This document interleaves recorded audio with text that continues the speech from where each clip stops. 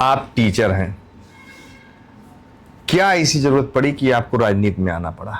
देखिए, हम अध्यापन का कार्य करते हैं अभी भी। इसमें मेन रीजन ये हुआ कि आज हम देख रहे हैं कि जो पॉलिटिक्स है, हम कहते हैं, हमारा परिवार कहता है कि हमें पॉलिटिक्स में नहीं जाना, हमें पॉलिटिक्स से कोई मतलब नहीं है। लेकिन अगर आप देखेंगे, अगर बच्चा पैदा होता है वहां से पॉलिटिक्स शुरू हो जाती है।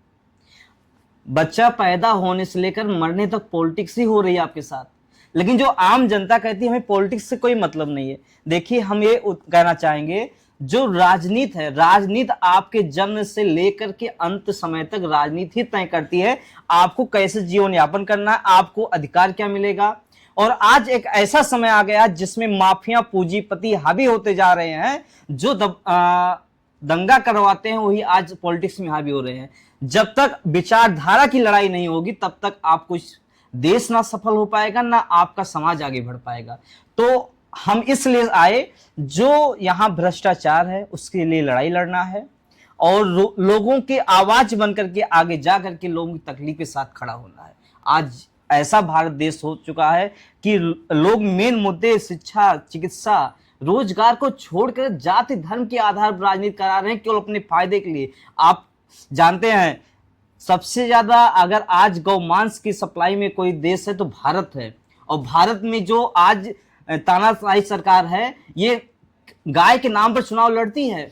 पूर्वोत्तर भारत में जाओगे, इनके मंत्री कहते हैं कि हम गाय खाते हैं, बीफ खाते हैं। लेकिन अगर आप यहाँ आएंगे उत्तरी भारत में, तो गाय के मांस पर इस तरह से मॉब लिंचिंग हो रही है। तो जब तक वैचारिक लोग यहाँ नहीं आएंगे तब तक आपका ना देश सुधरेगा, ना आपकी स्थिति सुधरेगी।